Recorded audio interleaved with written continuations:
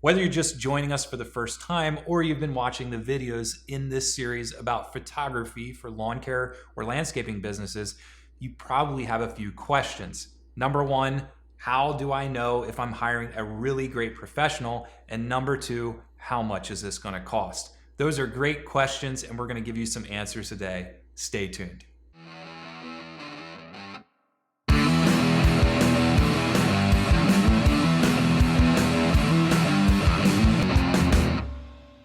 Hey, what's up? It's Chad with Landscape Leadership. Today I'm here with my friend Mike Maville, who does a bunch of photography for our clients, all in the lawn care and landscaping industry.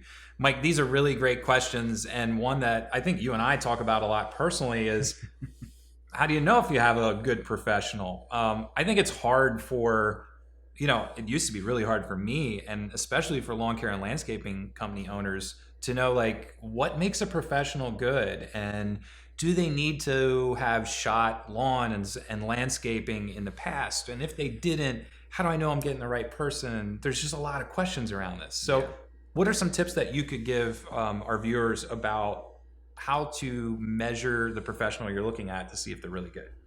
It's a good question. I wish I had an answer for that. When you're looking to hire a professional photographer, you kind of got to look at a range of what they've done before. And not to say that, a photographer is going to just specifically only have one thing on their website and that's all they do. Right. Sometimes it is, and sometimes that's what they just want to project and they do other things. So if you're hiring a photographer based on maybe a recommendation and their website doesn't have something in your industry, maybe you can ask them if they have anything else in their portfolio that was more in line with what you're looking to have done. Yeah, I think when you and I first started talking, like I've known Mike for 10, 12 years now, and I know he was gifted because every time I see one of his pictures, I was kind of like, wow, that's a good image. And I wasn't really sure what that was in my brain. And so when you and I first started talking a while ago, 7, 8 clients ago of taking pictures for lawn care and landscape companies, I said, do you have any? And you said, I don't. And I think that's common that if they'd be dealing with somebody to not have that. But one of the things that you had was exterior photography. Yeah. And I think that was kind of easily translated to see, okay, maybe this could show me what he could do. Yeah, I mean, I'd worked a lot with models and people that weren't models in situations very similar to what Chad was looking to do. Right. And I'd done a lot of architectural photography and just stuff outside. So I kind of knew a lot of all of the things surrounding what we needed to capture for these clients. Right. And, knowing that, I was able to provide some images that were along the lines of what you were looking to do for your clients. But we have a different relationship. You might not have that same relationship with a photographer you're looking to hire. Maybe they don't seem exactly along the lines of what you're looking to do, but they're just a little bit more based in commercial marketing of photography or exteriors or whatever. Asking those questions to a photographer, if they have that, is a really good way to go. So we have a unique angle in the fact that we're a marketing agency that's doing a lot of things for our clients, and then we engage with a photographer to help us accomplish those goals through visual assets. A lot of times, lawn care and landscape company owners, they know somebody.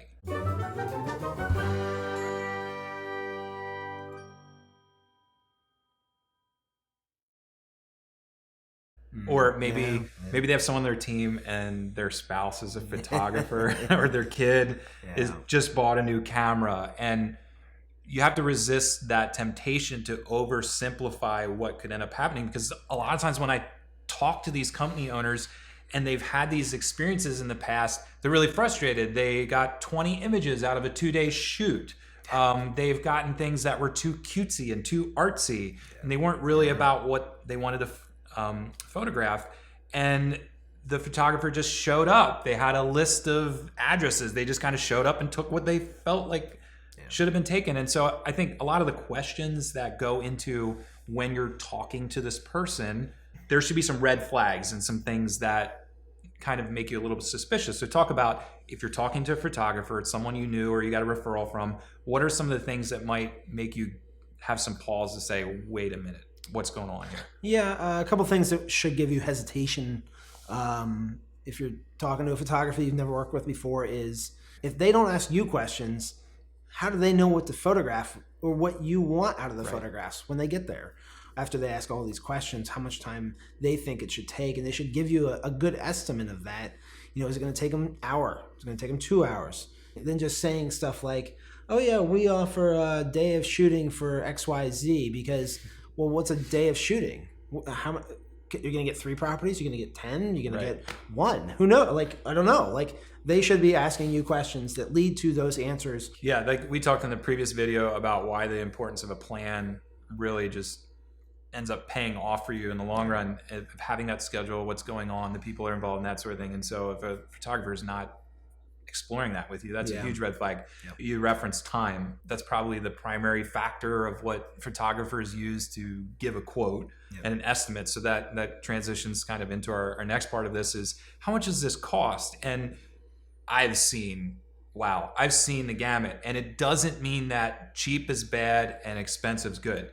Because I've had some clients tell us they paid professional photographers $8,000-$10,000 for a 2 or 3 day shoot, and they didn't have much to show for it, and they were really disappointed. Or they were able to accomplish decent amount of deliverables at the end of this, but it was a huge headache for them. Like, they got there, they didn't know what they were doing. There was stuff in the photography that they didn't want in there. And they just feel like, yeah, we got some pictures, but there's probably 20% of them that are really good. So let's talk a little bit about how much does a good photographer cost? Yeah. So one of the things that when we talk about like what the actual deliverables are for a client, usually you're looking for a specific number of photos. When, a photographer is looking at it, it's what all are we shooting, and trying to figure out how many good usable shots you're going to get out of that. Now, I might go onto a set and, we have an hour to shoot stuff, and I might get 100 photos. And out of those 100 photos, maybe I feel like 10 to 15 are usable. Right. So I usually give him a range. I usually say, if we have a full day shoot, it's going to be 50 to 150 photos, because he ends up giving me way more though. Always way more. But a lot of the times it has to do under with promise, over deliver. Yeah, it has to do with those other factors we talked about. Is the place already prepped and propped before we get there? Is, the homeowner going to be, is there going to be models in the shot? Because that adds more time, having to talk to the models and get them comfortable on camera. We've talked about that. Drive time in between. Yeah, you're not, unless it's next door. Yeah, we've had shoots where there were 4 properties all in one block. Like 2 on this side and 2 on that side. We got a ton of pictures, and then we had other places that there was a 45-minute drive in between locations. And so if you're paying for a photographer's time, it really impacts, the time they're driving to your location to the time they're driving home to theirs. That's what you're paying for. So what's a range?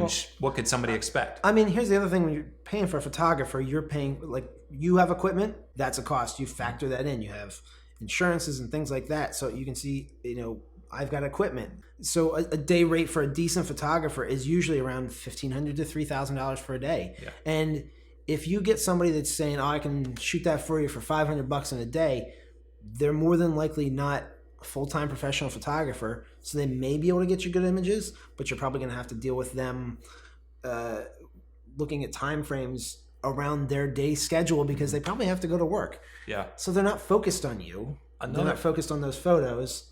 And you're probably going to get questionable stuff, honestly. Another thing, and I think you posted this a while ago on social media, and it's kind of snarky, but there's so much truth in it.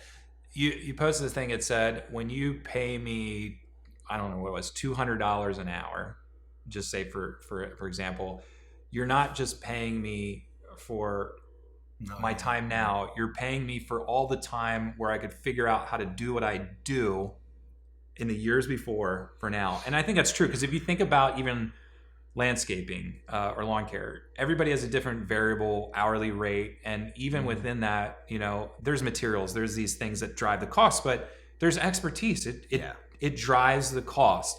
And again, it's not to say just because somebody's more an hour, it means they're better. But if someone's extremely low, it might raise some questions. Now, in addition to paying for a photographer, you have to ask yourself the question, does it make sense for me to pay a marketing agency on top of that? that's hard for some people to grasp, because sometimes they say, well, why would I do that? Why would I pay a marketing agency? I could just go right to the photographer. I get these properties lined up. I stage them out. I make sure they're ready. Well, there's a lot of things that you know that I save you a ton of time, because I already know. Yeah. I know this, and I do this. Lawn and landscape, it's my life. That's over and over. That's all we do. And I've saved you hours and hours, because we talk about some of your other clients in other industries and the legwork that you have to go into to get these locations where they're supposed to be, and do that. So there's definitely value in there. And yes, it will cost you more money to use a marketing agency, but what ends up happening in the long run is you end up benefiting from this by getting images that you really want, and ones that match pieces of your strategy. And when they're on location with your photographer, I do a lot of stuff too.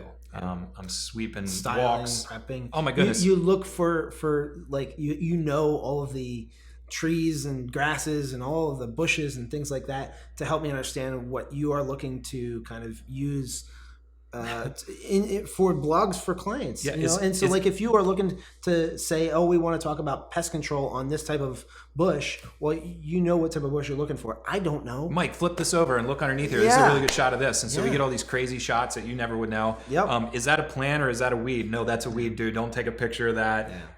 You know, most people, homeowners wouldn't know it either. There's other things too. Like I'll see certain things, like your eye is really keen, but I'll see things. I remember that one location we were on in Florida where there was just kind of a wet area of the front paver driveway. Yeah. And I said, let me grab the hose. And we just misted it down and made it all even. Yep. You know, like there's certain things, like 2 sets of eyes are better than one, and 3 is even better. So that's why it's great when a client is on location, someone from the marketing agency and the photographer. Yep.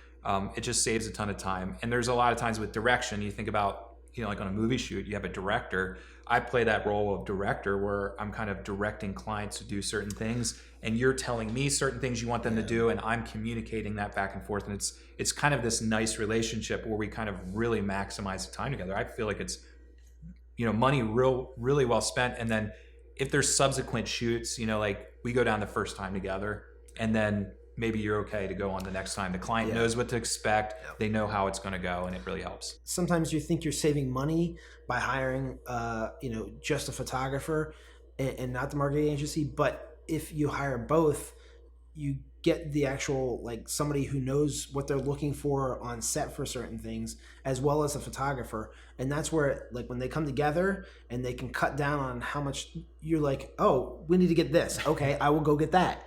And that saves time of me just wandering around and taking shots of things that you might not use or need when the marketing person knows what you need. Yeah, there've been times like 20 seconds of your time means I have images for a blog post 2 years from now.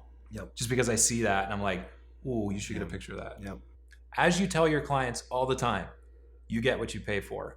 Hopefully this glimpse into our conversation about hiring a professional educates you on some of the things you should look for or be worried about if you hear them when you're starting to interview a professional, and if you should engage a marketing agency to help in that process. Thanks a lot. Hope you have a really great day.